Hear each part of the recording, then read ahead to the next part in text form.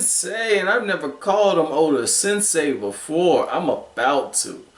Good Lord, man. Sanji's kick at the end of the chapter. Oh my God, what is this? Chapter 250? God, dog, it's chapter 250. Good Lord.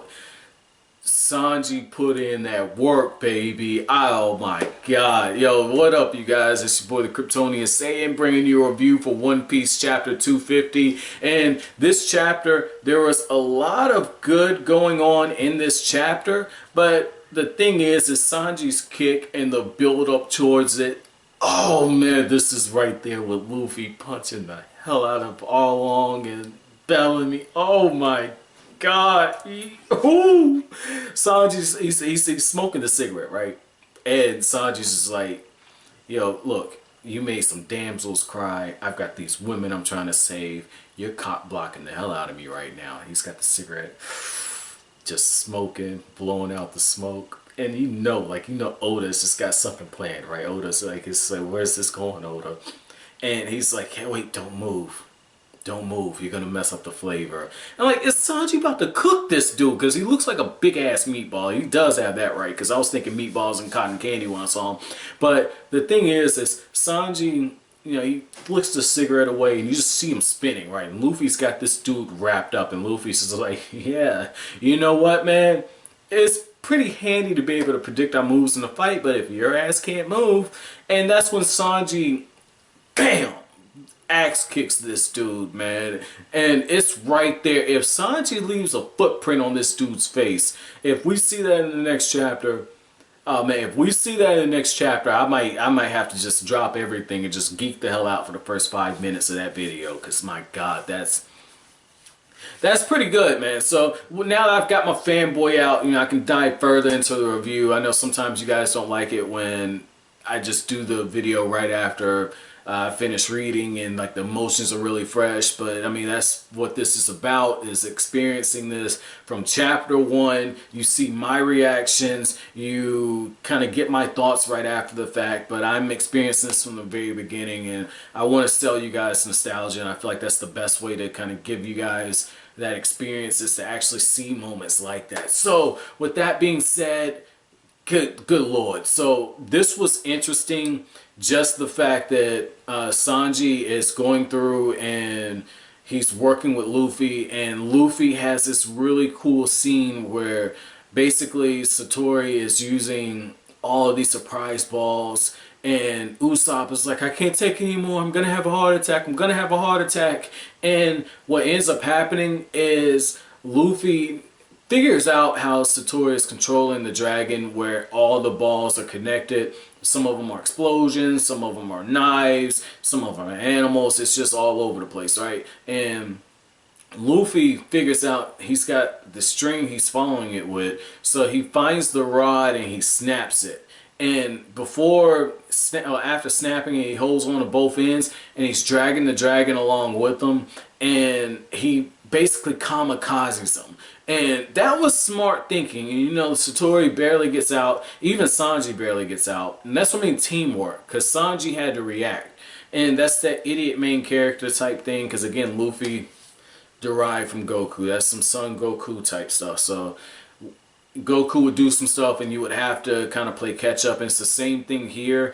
And I'm a little disappointed. I wanted to see more teamwork. But at the end of the day, I mean, I think that's coming.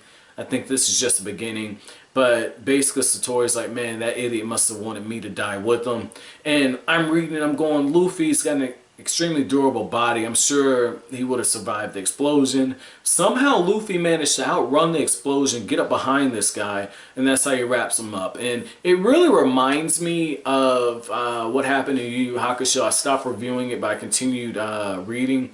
And you have this scene where Kuwabara actually does that with one of the Beast from May's Castle. So that was pretty cool to see, like a throwback kind of pull from this, because Togashi did that before this even happened in One Piece. So that was cool to see that.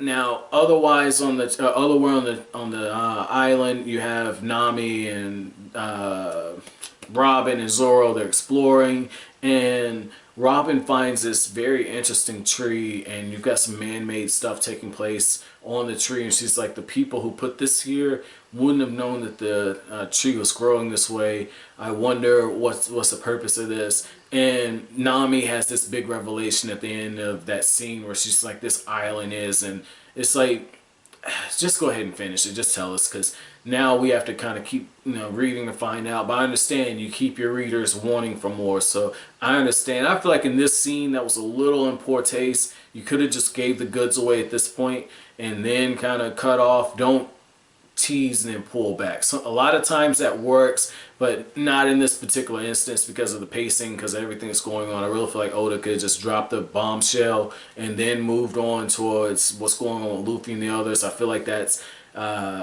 better for suspense reasons. It gets you wanting more sooner, opposed to now you're kind of thinking. But again, I trust the process with Oda. That's just, I do critique. That's what a review is. I give my thoughts as well as some critique, some constructive criticism, and talk about what I enjoyed. I'm not gonna fanboy. I'm not gonna dick ride. So that's not the case here. But the most interesting thing for me in this chapter is how we find out that the Sky Knight is his own type, so he's a devil fruit user, and basically he falls into the bottom of this river, and because it has a bottom, there's a chance that he doesn't actually live through.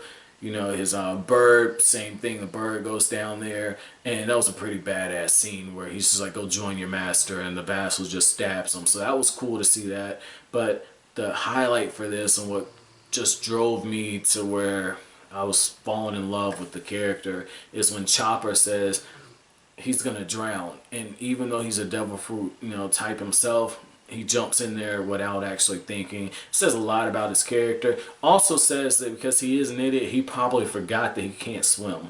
But the thing is I just love how Chopper just jumped in there and made that noble sacrifice. Obviously plot's going to make a way for them to kind of stay alive. Might even be Conus, because her father was saying that they need to help the Straw Hats and really just help the people. So I don't know if that's what's going to take place. I don't see how they could get there in time, but something's going to happen where Chopper and the others are able to, Chopper and the Sky Knight are able to survive this. But Chopper's sacrifice was just beautiful, because there are times in life where things don't go according to plan, and you have to take a leap of faith, and that's what Chopper did. I thought that was beautiful. That's actually gonna be my chapter question. How impressed were you with Chopper's actions, and what did you personally think when Chopper did that? Were you like me saying, wow, that's impressive, but you're going to drown, or were you more interested to see how you get out of it? But as always, guys, if you like anything I had to say, hit that like button, comment, rate, subscribe, share.